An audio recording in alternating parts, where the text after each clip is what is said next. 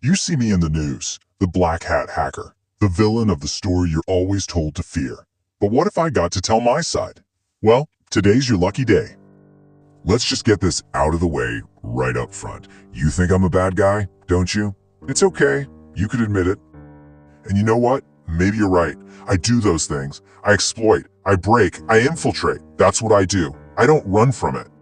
But before you get all high and mighty, let me ask you a question. Just one. Who really left all the doors wide open? Was it me for walking through, or the person who built the house and just forgot to install any locks? See, these open doors, they aren't accidents. Oh no, they're choices. They are deliberate acts of corporate negligence, and I'm gonna walk you through the evidence, piece by piece. Let's start with a classic, a missing little piece of code called the X-frame options header. It sounds boring and technical, I know, but think of it as the deadbolt on your digital front door. When that deadbolt is missing, it lets me do something really fun called clickjacking. I can put an invisible website right on top of a page you trust. So you think you're clicking play video, but underneath you're actually clicking on transfer funds from your bank account. And the corporate excuse for this? Oh, we need our buttons to work on our partner sites. Right, their partnerships are more important than your life savings. Good to know. Next on our tour of open doors is a missing content security policy. This is supposed to be the bouncer for a website, the guy with a list at the door who decides which code gets in and which gets tossed out. Well, when there's no bouncer, the party gets wild. We can slip in all sorts of malicious scripts that steal your session cookies, your login tokens, basically the keys to your entire kingdom. And why would a company allow this? Simple, they need to track you. They want all those third-party like buttons and tracking pixels and analytics scripts. They're literally trading your security so they can sell a better profile of you to advertisers. Okay, here's another favorite of mine. Missing Strict Transport Security, or HTST. Its job is incredibly simple. It tells your browser to only ever use a secure, encrypted connection. No excuses, no exceptions.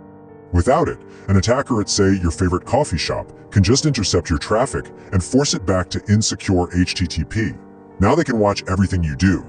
The company's excuse for this one is a joke. Full encryption slows things down a bit and you want speed, right? They're telling you to your face that they're sacrificing your safety for their convenience. And the last door we'll look at today is a little setting called the referrer policy. This thing basically decides whether you leave a trail of digital breadcrumbs showing every site you visit. When they set it to unsafe-url, your entire browsing history gets passed along to the next site you visit. We call it data harvesting. It's a goldmine for advertisers who want to know every single thing about your online journey. Your privacy is literally the price of admission to their site. Now here's where it gets really funny. Sometimes, the good guys, the ethical hackers, they try to report these problems through so-called bug bounty programs. You know, where they're supposed to get rewarded for finding flaws. And what happens? They get hit with these excuses. Oh, sorry, this is out of scope. Or, my personal favorite, this is not a real security bug. They're literally ignoring the risks that they themselves created and put you in. Not a real bug? Are you kidding me? Let's talk about what happens to a regular person when they fall into the trap of one of these not real bugs. They click a fake change password button and boom, their data is gone. They click grant access to some app and oops, their entire account is compromised. They click checkout because they think they're getting a good deal and poof, their money just disappears. All from a vulnerability that wasn't a real bug.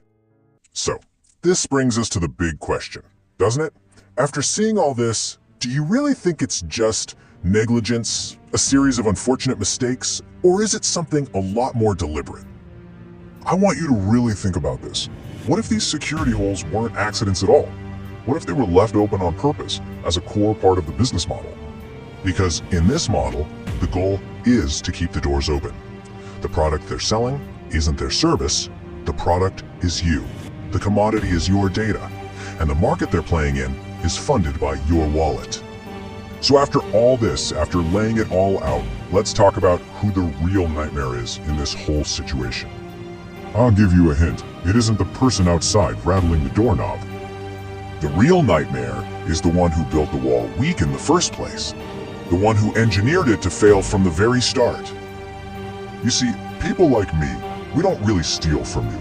We just hold up a mirror. We just show you that the whole system was designed for theft long before we ever arrived.